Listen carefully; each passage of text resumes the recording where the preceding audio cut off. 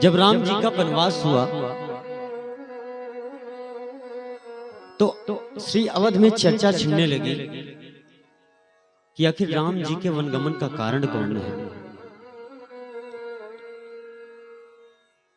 तो किसी ने कहा कि राम जी के वनगमन का कारण तो मंथरा है। अगर मंथरा ने कैकेयी के मन में विकृति ना उत्पन्न की होती तब वो राजा दशरथ से 2 वरदान क्यों मांगते। तो ये जो कुचक्र रचा है, ये सब रचा रचाया कुचक्र मंथरा का था, इसलिए मंथरा दोषी। तो किसी ने कहा नहीं नहीं, इसमें मंथरा का दोष नहीं है। बोले तब? बोले इसमें कैकेयी का दोष है। बोले कैकेयी का कैसे दोष है? बोले वो महारानी थी और एक महारानी एक दासी की कहे में आ जाए, ये कैसे हो सकता है। इसलिए दोष मंथरा का नहीं है, दोष कैकेयी का है जो उसके झांसे में आ गई। तो कुछ लोगों ने कहा नहीं नहीं, इसमें कैकेयी का भी दोष नहीं है। तो बोले फिर किसका दोष है? बोले इसमें दोष तो महाराज दशरथ का है। कुछ लोगों ने कहा महाराज दशरथ का कैसे दोष है? बोले ये बताओ, मान लीजिए कैकेयी जी मोह में थी, पुत्र मोह में कि भरत को राजगद्दी मिले, उन्होंने ऐसा वर मांग दिया। लेकिन राजा दशरथ तो धर्मज्ञ है, नीतिज्ञ है, वो एक पत्नी के कहने पर ऐसा क्यों किए? धर्म के विपरीत क्यों किए? बड़ा पुत्र राम के होते हुए छोटे पुत्र को राजगद्दी, मान लो राजगद्दी ही देनी थी तो उसको वन क्यों भेज दिया अकारण, बिना किसी अपराध के? तो कुछ लोगों ने कहा भैया इसमें दशरथ जी का भी दोष नहीं है। बोले तब? बोले इसमें राम जी का दोष है। बोले राम जी का कैसे दोष हो गया? बोले राम जी को इसका प्रतिवाद करना था, राम जी को जवाब देना था कि जब मेरा कोई अपराध नहीं है तो मैं वन क्यों जाऊं। और बंधुओं, आज जरा सी बात होती है छोटी छोटी जमीन के लिए भाई भाई में तो खून के प्यासे हो जाते हैं, न्यायालय में मुकदमा चलता है। लेकिन राम जी ने एक बार पूछा भी नहीं, पिताजी मुझे वन क्यों भेज रहे हो? तो इसका प्रतिवाद तो करना ही था। राम जी ने क्यों नहीं किया? इसमें राम जी की गलती है। और महाराज जब भरत जी से पूछा गया कि राम जी के वनगमन का कारण कौन, तो महात्मा भरत जी कहते हैं न मंथरा न चमातुरस्य न दोषो न राज्ञो न च राघवस्य मत पाप में वातृनिदानमासीत् वन प्रवेशे रघुनंदनस्य। वाल्मीकि रामायण में श्री वाल्मीकि जी लिखते हैं न मंथरा न च मातुरस्य।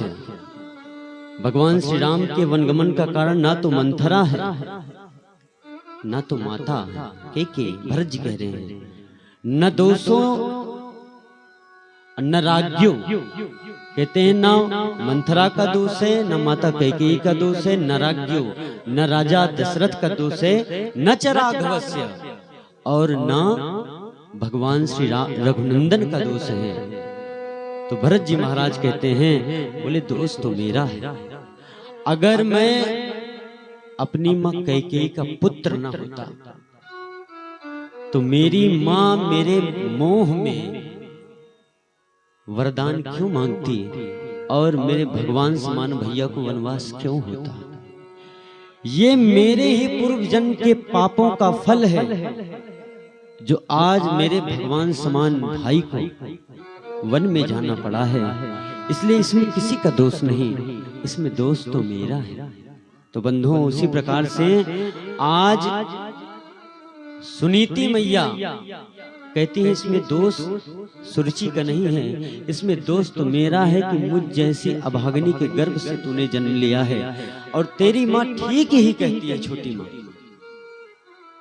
जो आज तक मैं तुझसे नहीं कह पाई, ये तो संसार के पिता हैं, उसने तो तुझे जगत पिता की गोद में पहुंचा दिया। तो बेटा जा, जो तेरी छोटी माँ ने कहा है तू वही कर। और महाराज हम आपसे बताएं, संसार में 3.5 माताएं ऐसी हैं, 3 नहीं 3.5 माताएं, जिन्होंने अपने पुत्र को भगवत शरण में लगा दिया। एक तो मां मदालसा, इनका इतिहास पुराणों में भरा पड़ा है। मां मदालसा जी का चरित्र, इनके 4 पुत्र हुए और इन्होंने अपने सब पुत्रों को भगवान की शरण में लगा दिया। भगवान को पाने के लिए सबको सन्यासी बना दिया, सब तप करने चले गए। 3 पुत्र हुए मां मदालसा के, और जैसे ही मां मदालसा के कोई पुत्र जन्म लेता तो मां मदालसा गोदी में उठाकर अपने पुत्र को हलराती दुलाती और लोरी सुनाती, और लोरी में यही कहती, शुद्धों से बुद्धों से निरंजनों से संसार माया परिवर्जितों से।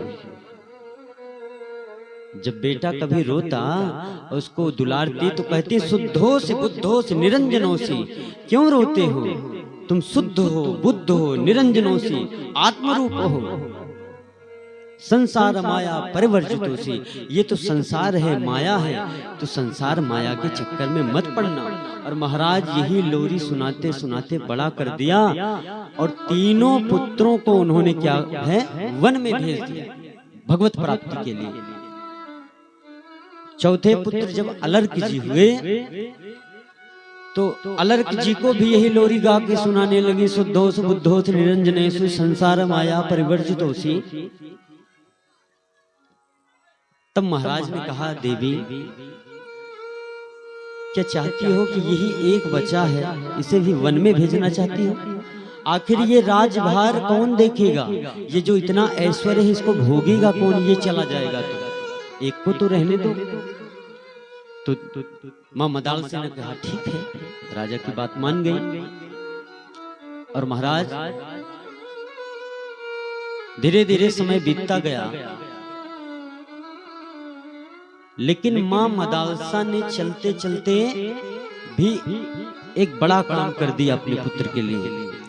उन्होंने क्या किया कि एक पत्र लिखा, और उस पत्र में यही लिखा था, शुद्धोस बुद्धोस निरंजनोसी संसार माया परिवर्जितोसी। और उसे एक मुंदरी में बंद करवा के अपने पुत्र को पहना दिया और कहा, पुत्र जब तुम कभी किसी विपरीत परिस्थिति में हो ना, जब तुम्हें कभी कोई बड़ा संकट आवे, तुम्हें चारों तरफ कोई राह न दिखे, तो एक काम करना, यही अंगूठी खोल लेना और इसमें जो लिखा है उसे पढ़ लेना और वही कर लेना। समय बीतता गया, महाराज अलर्क बड़े हुए, शादी विवाह हुआ, राज्यभार देखने लगे। लेकिन मां मदालसा के मन में ये टीस रही कि मैंने अपने 3 पुत्रों को भगवान के चरणार बिंद में लगा दिया है, भगवत प्राप्ति कर लिए हैं, लेकिन ये संसार की माया में उलझ गया। तो उन्होंने क्या किया कि अपने भाई से कहा कि ऐसा करो, जाकर के इसके राज्य पर आक्रमण कर दो, इसकी सेना को हरा दो, जो सब है इसका लूट लो, इसका राज्य छीन लो। और महाराज सगे मामा ने जा करके इसके राज्य पर आक्रमण किया है, सारी सेनाओं को बंदी बना लिया है, कहीं भी भगने का रास्ता नहीं। तब अलर्क जी को अपनी माँ की वो बात आई कि जब कहीं कोई रास्ता न बचे तो एक काम करना कि इस अंगूठी को खोल लेना। और महाराज माँ की वो बात याद आई, अंगूठी को खोला तो उसमें लिखा था, शुद्धोस बुद्धोस निरंजनोसी संसार माया परिवर्जितोसी। क्यों रोते हो, क्यों चिंता करते हो, तुम तो शुद्ध हो, बुद्ध हो, आत्मरूप हो, ये संसार तो माया है। और महाराज जब ऐसा पढ़ा उन्होंने, तब उन्हें वैराग्य हो गया कि मैं इस छोटे से राज्य के लिए परेशान हूं, एक दिन सब छोड़कर जाना है महाराज। वो भी निकल गए जंगल की ओर, कहा पूरा राज्य ले जाओ, हमें कुछ नहीं चाहिए। और महाराज जंगल की ओर निकल लिए और भगवान की तपस्या में लीन होकर भगवत प्राप्ति कर लिए। तो ये प्रथम श्रेणी की माता है माँ मदालसा, जिन्होंने अपने पुत्र को, सारे पुत्रों को भगवान की शरण में लगा दिया। और वो माँ सौभाग्यवती है जिसका पुत्र भगवान का भक्त होता है। वैसे कोई भगवान की शरण में अपने पुत्र को मां लगाती नहीं है जल्दी से। कुछ गिनी चुनी माएं हैं जो अपने पुत्र को भगवान की शरण में लगा देती हैं, उनकी सेवा में लगा देती हैं। तो ऐसी थी मां मदालसा। और दूसरी मां है कयाधु। महर्षि नारद के आश्रम में थी, वहां पर संतों का सत्संग चलता। पेट में थे प्रहलाद जी, और संतों की वाणी सुन करके उन्हें गर्भ में ही ज्ञान विज्ञान इतिहास पुराण शास्त्र सबका ज्ञान हो गया था महाराज। और इनको भी कयाधु जी ने भगवान की शरण में लगा दिया। अच्छा एक बात और, भगवान की शरण में व्यक्ति आता कब है, ये भी बात ध्यान देने की योग्य है। सबसे पहले भगवान की शरण में आता है व्यक्ति लात खाकर। जब संसार लात मारती है, ठोकर मारती है, तब भगवान की याद आती है। हाँ, इसका भी प्रमाण है। जब रावण ने विभीषण को लात मारा, तब वो राम जी की शरण में आया। और दूसरा होता है भगवान की शरण में लोग आते हैं बात खा करके। कोई उनका स्नेही जब कोई ऐसी कटु बात कर दे जो उनके हृदय में लग जाए, उनका अपना प्यारा, तब उन्हें वैराग्य चढ़ जाता है। तो कोई बात खा करके आता है, जैसे ध्रुव जी महाराज को मां सुरुचि की बात लग गई थी। और तीसरी माँ कौन है? बोले तीसरी माँ है सुमित्रा जी। सुमित्रा जी के दो पुत्र लक्ष्मण और शत्रुघ्न। जब भगवान राम वन की ओर जाने लगे तो लक्ष्मण भी तैयार हो गए कि भैया मैं भी वन चलूंगा। राम जी ने मना किया। फिर भी वो माँ सुमित्रा के कक्ष में गए और माँ सुमित्रा से आज्ञा मांगी कि माँ मुझे आज्ञा दो, मैं भैया के साथ वन जाना चाहता हूँ।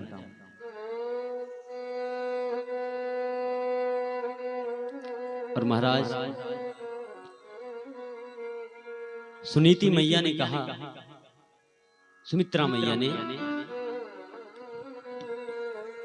कि तुम मुझसे आज्ञा मांगने आए हो। बंधु ध्यान दीजिए, उधर टोपी की तरफ ध्यान मत दीजिए। सुमित्रा मैया ने कहा, बेटा तुम मुझसे आज्ञा मांग रहे हो, तुम्हें आज्ञा मांगने कोई जरूरत नहीं है।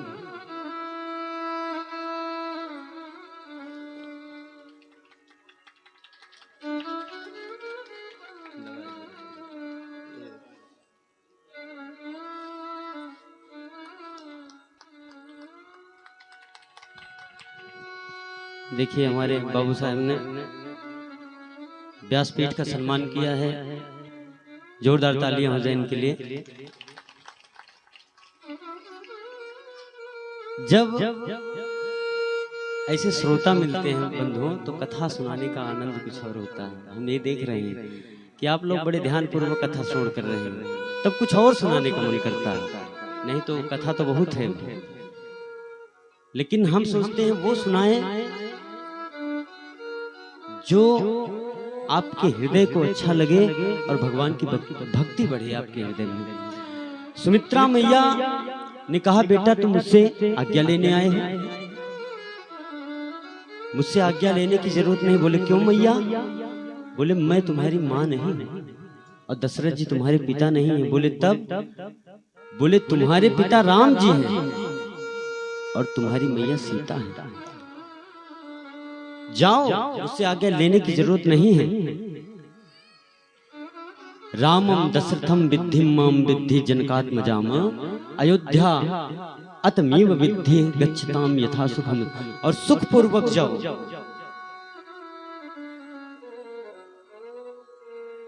मैं तुम्हें आज्ञा देता हूं।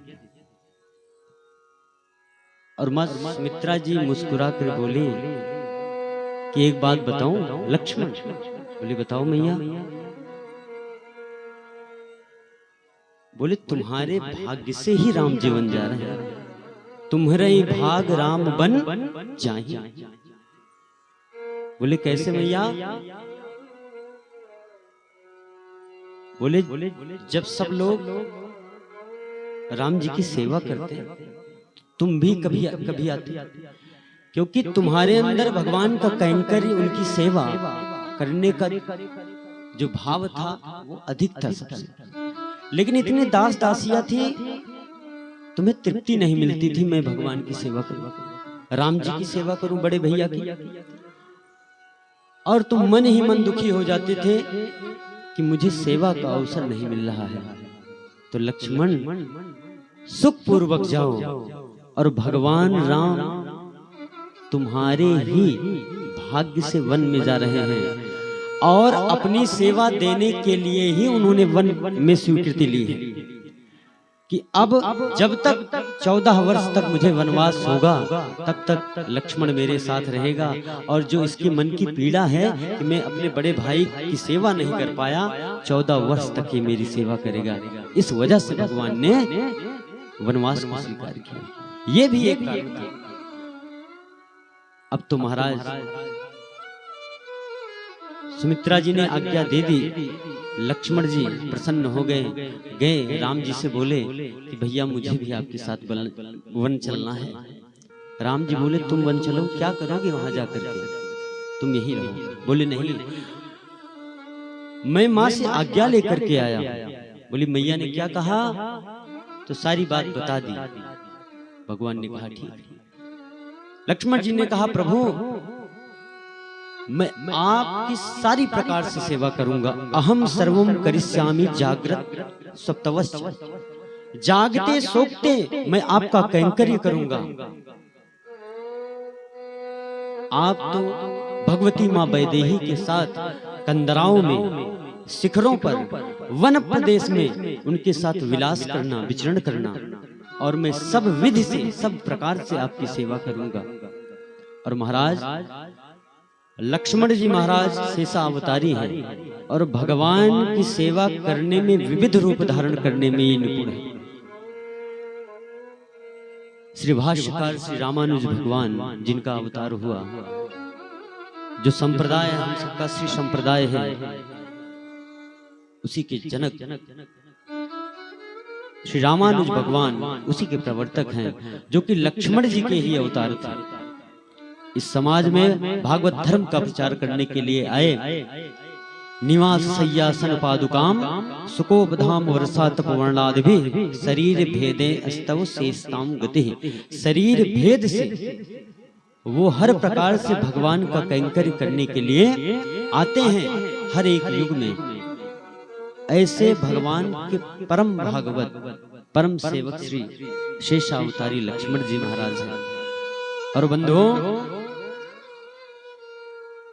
एक बेटे को तो उन्होंने भगवान की सेवा में लगा दिया, और जो शत्रुघ्न हैं उनको भगवान के परम भक्त की सेवा में लगा दिया।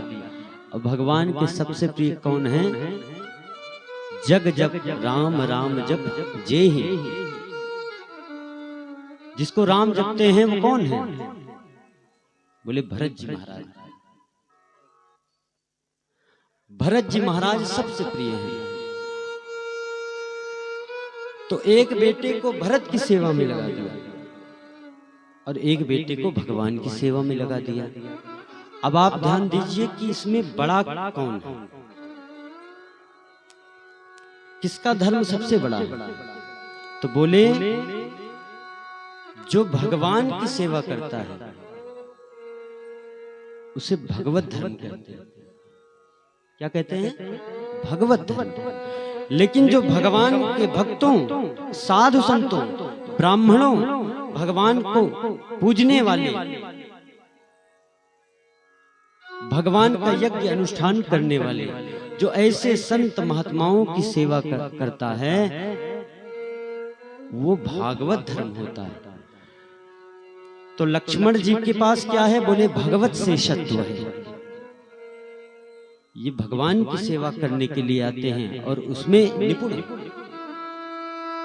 और शत्रुघ्न जी क्या हैं? ये भागवत शेषत्व है। ये भगवान के भक्तों की सेवा करने में कुशल है।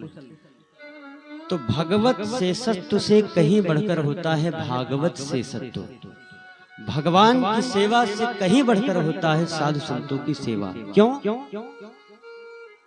क्योंकि यदि आप भगवान की सेवा करेंगे तो केवल भगवान मिलेंगे, लेकिन यदि आप भगवान के भक्तों की सेवा करेंगे तो आपको भगवान भी मिलेंगे, भक्त भी मिलेंगे, संत भी मिलेंगे, गुरु भी मिलेंगे। और जब संत और गुरु मिलेंगे तो उनसे भक्ति मिलेगी, तब आपसे कुछ शेष रह नहीं जाएगा। भक्ति भक्त भगवंत गुर चतुर नाम बपु एक, तिनके पद बंधन किए नासहि विघ्न अनेक। तो राम जी का धर्म क्या है? बोले सामान्य धर्म। जो सबसे बड़े हैं उनका धर्म सामान्य धर्म, जो सबसे छोटे हैं उनका धर्म सबसे बड़ा है, विशेषतम धर्म है। राम जी का सामान्य धर्म, लक्ष्मण जी का विशेष धर्म, भरत जी का विशेषतर धर्म, और शत्रुघ्न जी का बोले विशेषतम धर्म। तो महाराज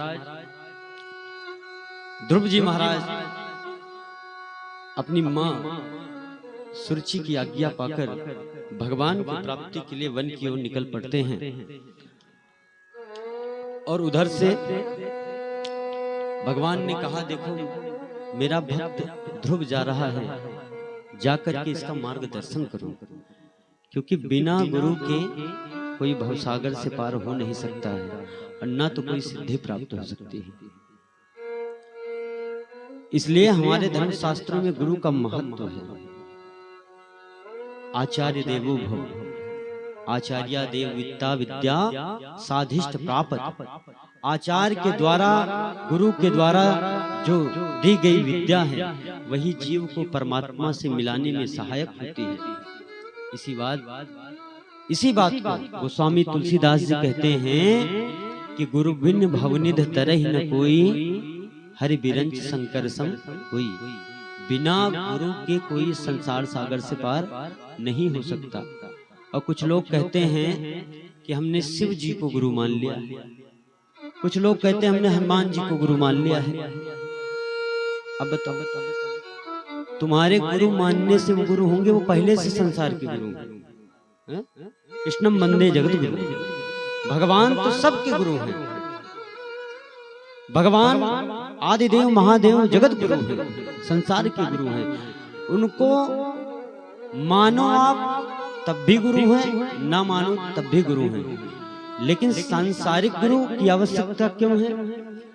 बोले आप भगवान को अपना गुरु मानते हो, ठीक है, लेकिन हर समय हर क्षण आपकी समस्या, आपकी संशय का समाधान करने के लिए भगवान नहीं उपलब्ध होंगे।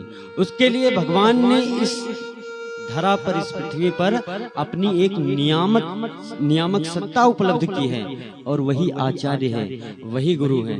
जब भी तुम्हें कोई कष्ट हो, जब भी मन में कोई संशय आए, तो अपने सद्गुरुदेव भगवान के सामने जाओ और वही आपके प्रश्न का उत्तर देंगे, वही उपस्थित होंगे। इसलिए भगवान ने अपनी एक नियामक सत्ता इस पृथ्वी पर भेजी है, इसलिए गुरु का महत्व है। तभी कहा गुरुर ब्रह्मा गुरुर विष्णु गुरुर देवो महेश्वरा गुरुर साक्षात परब्रह्म तस्मै श्री गुरुवे नमः। इसलिए गुरु का महत्व है।